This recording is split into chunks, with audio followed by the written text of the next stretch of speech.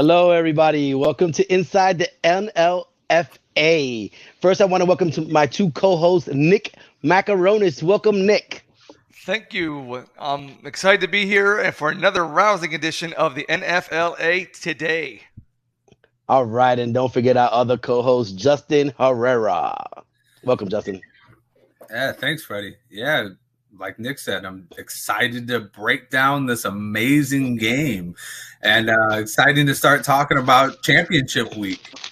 Yeah, I'm really loving this. It's been with a Hey, we have to get right into it. We don't have that much time today. It was a very big week. We got to do follow-ups. So let me start off by saying the game was great.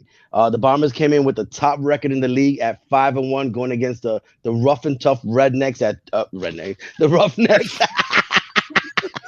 They may be rednecks, but we won't say that. they did have a 3-2 record. There were no slouches coming in. You can see it right at the beginning of the game. It was back and forth, punts back and forth. But then something happened. There was a crucial fumble on the play. Let's look at it real quick. Or not. Well, I really want to look at this real quick.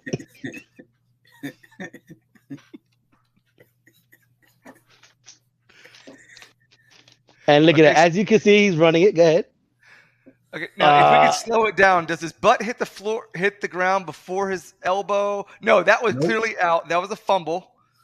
And I believe, if I'm not mistaken, Freddie, didn't they rule that down? They did rule it down. And as we can clearly see, it was definitely the wrong call. Yeah, I mean, that was a crucial play that could have turned the game around for the Roughnecks. Real game changer, yeah. I believe that's the drive that they ended up making their first score on. So, that was huge when you think about it, because at the end of the day, that could have been Roughnecks' ball going into their own, territory, going into their own red zone. So, obviously that fumble was crucial, and reffing at this point, man, like, you got to step the game up a little bit. We need some instant replay on that. Like, why are we getting just a little right bit here? But kudos to the video department for bringing up the replay for us. It really helps us out whenever we have to discuss the plays. I just wish I had my Madden pen and I can go whap and bam, that'd be boom, fantastic. Well, like I said, it was a crucial fumble. I don't know if it affected the game as much. It was a blowout. You think it did affect it? Oh yeah. Now imagine if the Roughnecks got the ball at that spot. I believe, I can't see the yardage, but it looked like to be that they would have been on their own. It would look like it would have been on the Bombers 30. So they would have had the ball only going 30 yards in. So that could have changed the whole tide of the game. But then we had that blown call, and then they got a little demoralized. They got the what the heck is going on here? That was our ball feeling. And then the Bombers, like we said, just drove right down the field. And then Freddie, you can explain the first touchdown of the game. Right after that blown call, you had I got to give the Bombers credit. It was a beautiful drawn up play. You had the quarterback AJ Esther. He actually sidestepped one of the defenders, looked at number 11, Ted Nealon Jr., and hit him with a beautiful pass on the left side of the goal line. It was absolutely beautiful play. I mean, I don't know if that fumble would have swayed the decision of the game, but it definitely helped the Bombers get that first touchdown. Yeah.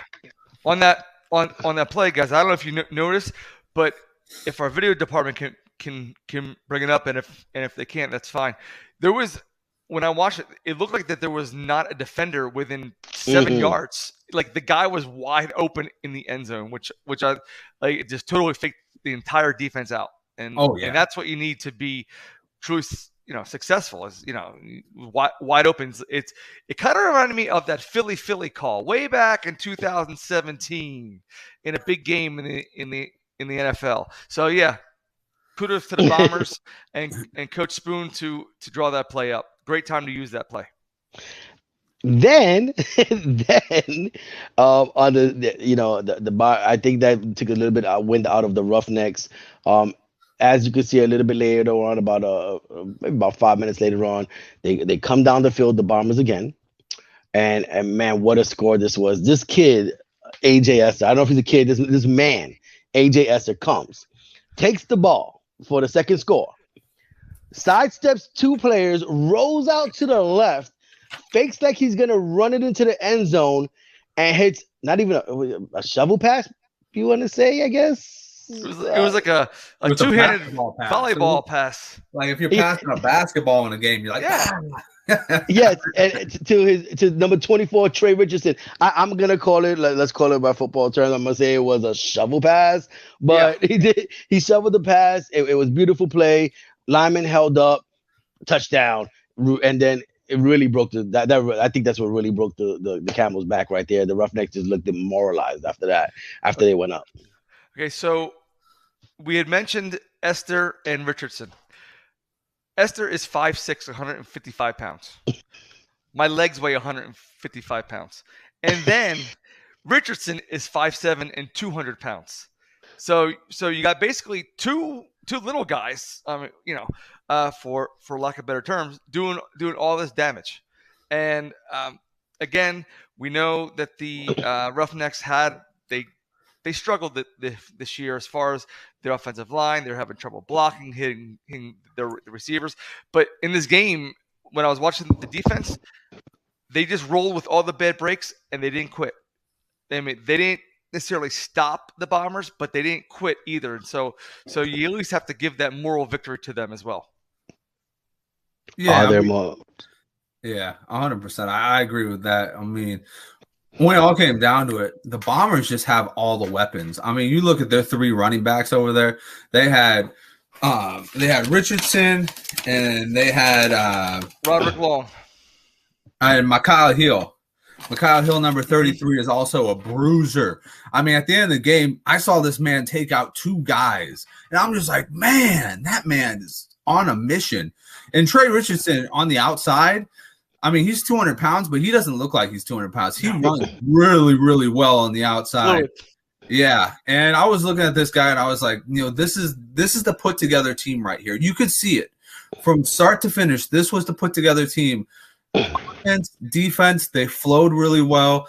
Esther was not he's a star, but he wasn't asked to be that. You know what I mean? They ran behind their running backs, and they just let him work behind there. And super elusive guy. I mean, like Freddie said, he made people miss all the time. He made that creative shovel pass. He was making passes downfield. One thing I will say, he doesn't look like the most natural thrower of the ball, but, he does work with what he's got, and he's got a lot of good talent behind him. I think it's number 11, Nelms. He was the guy, Nelms Jr. Yeah, he was the man that caught the slant across on that first play that you guys were talking about. And then, obviously, the RPO game was working on that one because they had him wide open. They weren't even considering that there was going to be a pass on that one. So, big credit to that team because they put everything together. And, yeah, like you said on the Roughnecks, they never gave up. I did notice that they weren't necessarily starting a quarterback they had started before. The usual quarterback is Ethan Ortiz, and then they switched back between Antoine Singer. But today they had a young man named Terrence English out there who is usually their cornerback. So when you have your cornerback playing quarterback, kind of difficult start to your game. And I also want to go I just want to, what I like about the Bombers is once the team is down, you try to keep them down. You don't let anybody come back. It's a game of football. You don't want to give anybody any chances. So the third score of the game, we were talking about how small AJ Esther is. He goes and he jukes left, right, all that good stuff, and then runs right to the outside on the right hash marks and scores another touchdown. That all but ended the game for everybody. I mean, yes, they added a safety later on, of course. Yes, they did. A great defensive play. But that, I think, is the key right there. That's what I like about the Bombers. And we've been praising the Lumberjacks. We'll talk about that later the last 3 weeks. Mm-hmm. But now the Bombers really show that they are good. Their record shows it. And I like the way Esther played. He threw a touchdown, shoveled the touchdown, ran a touchdown. Like, man, maybe we misjudged the Bombers a little too quickly because we didn't get to watch them that much this season. Definitely. I mean, we had Coach Witherspoon on last week, and we were really grilling him. I remember in particular, I was grilling him. I was like, "How are you going to respond to being out for 2 weeks? You know, they had the forfeiture to the Rattlers. They didn't play the previous week. You know, how are you going to respond, and how are your guys going to respond?" And he went out there today, showed against the number 3 ranked team that they're pretty damn good, and that they're ready for this championship against the Lumberjacks. Nick, any comment? No, I believe that I had said everything that I wanted to say. The last score was a safety by the defense. We're by this time of the game, they were already worn out. Offense really wasn't looking like they were struggling. Their line was not helping their quarterback at all. All game he looked like he was under duress. So I mean, the safety happened, put him up 24-0. So basically, all in all, you know what this means? You know what it is.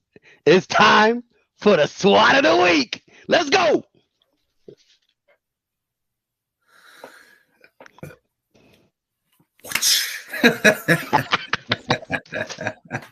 Or not. Or not. Let me stop. Or not. Our production crew is a little slow here. You know, and what it is. Come here. What are you, Zorro now? What are you doing? Oh man. All right. Anyway, but all right, fellas. We'll get to the SWAT of the week because I love my SWAT of the week. But we are after the commercial break, which we are going to go through. We're going to break down next week's games. Obviously, it's the first week of the playoffs. We've got to give our analysis. We got the Bombers, who are ranked number 1, going against number 4 Rattlers, and number 2 Lumberjacks versus the Roughnecks. Now, we all know we watch football. We love the game, college, high school, everything there is, and we do know that on any given, they will play on Monday. So on any given Monday, anybody could win or lose. All right. So after this commercial break, we'll talk more about the game, and we'll go a little bit more in-depth analysis of the games. Okay. We'll be right back. Hayden, we love fantasy football. We do.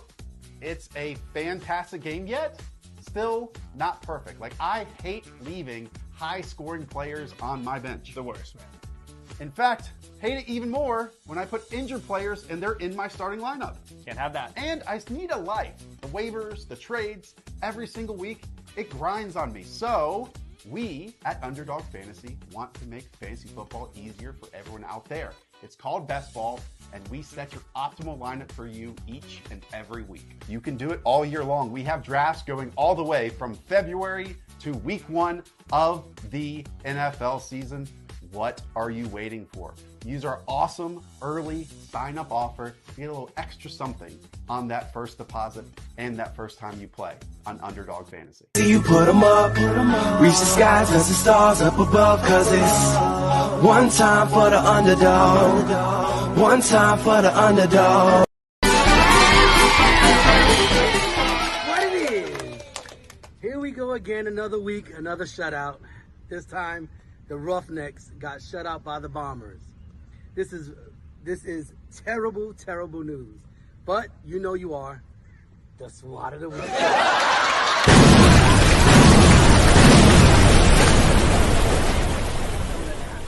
Playoff time, boys. Step up your game.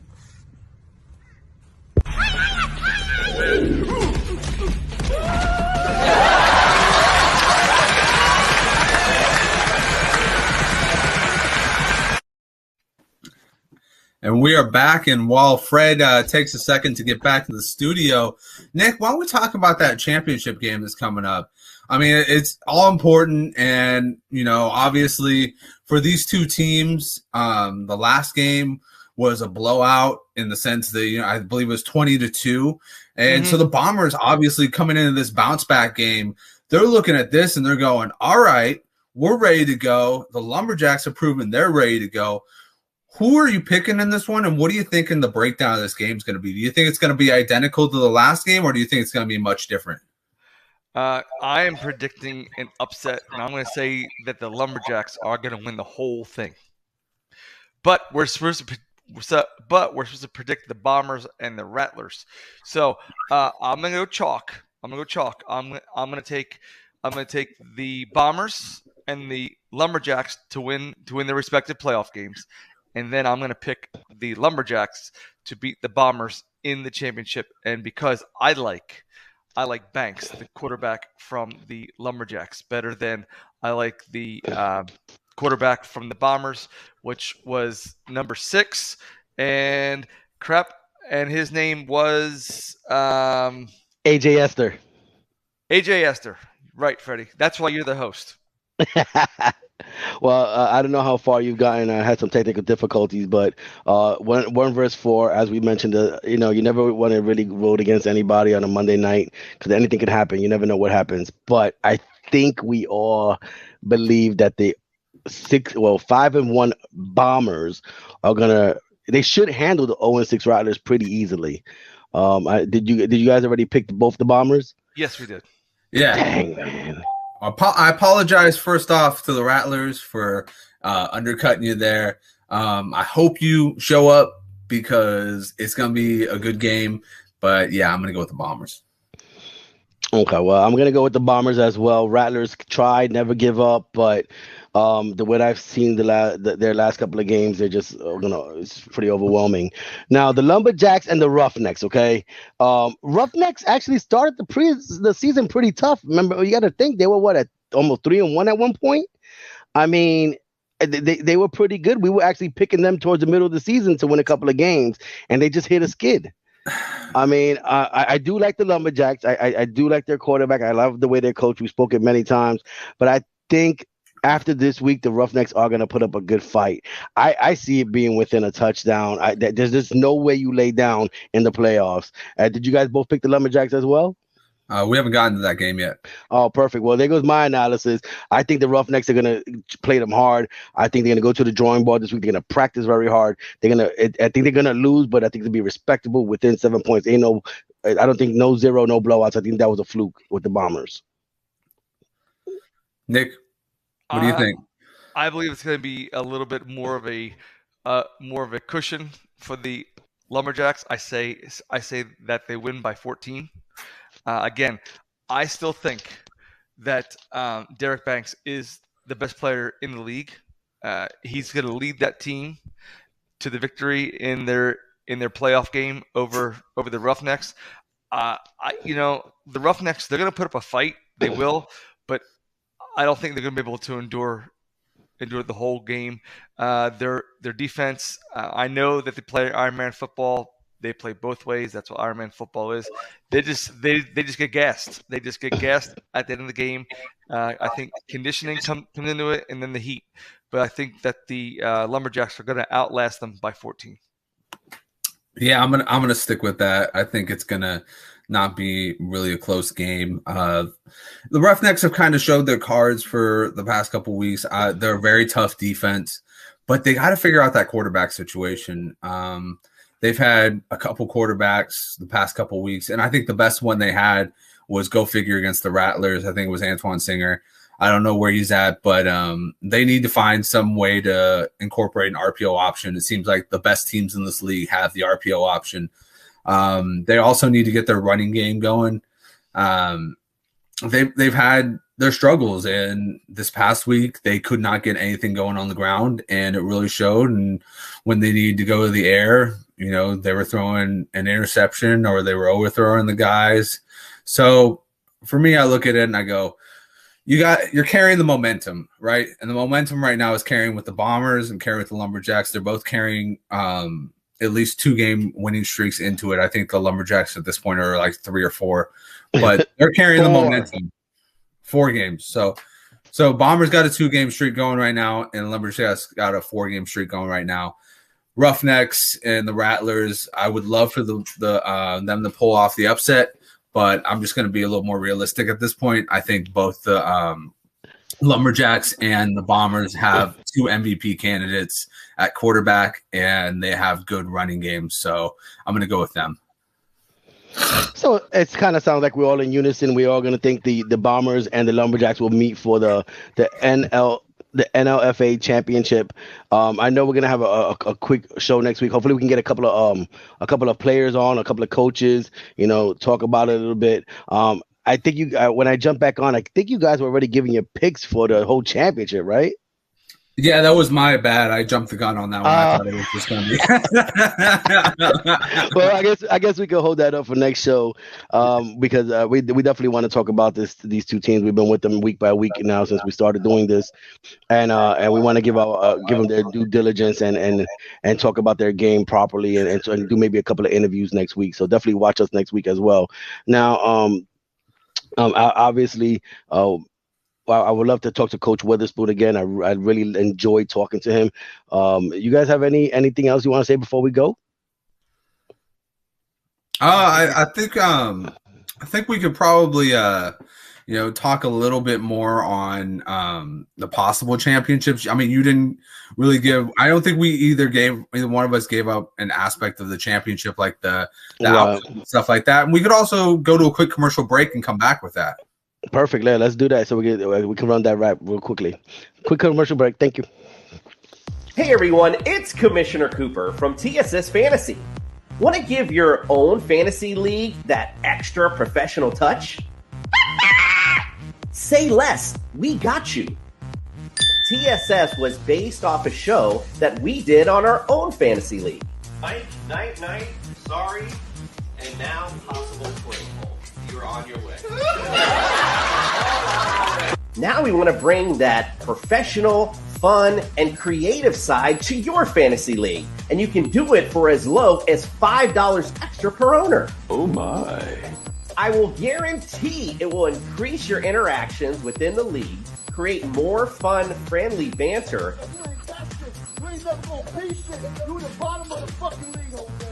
and give your league that extra real-life feel that you didn't know it needed.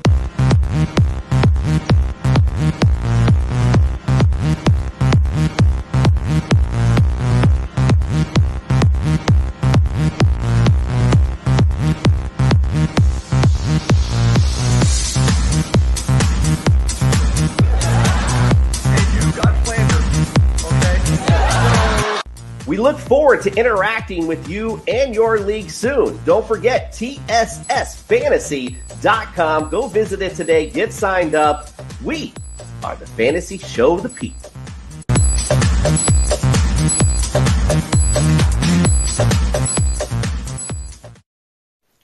Man, I want to play fantasy football right now. Let's go football season. I'm excited. Dude, that guy right there looked pretty good too. Anyway, really quickly, I know we don't have that much time left, but just a quick gist. I think the Lumberjacks and Bombers, RPO versus RPO, good defense, good offensive line. I think it's gonna be a really good game. I'm not gonna give any who's gonna win, who's not gonna win this week, but I think it's gonna be an awesome game.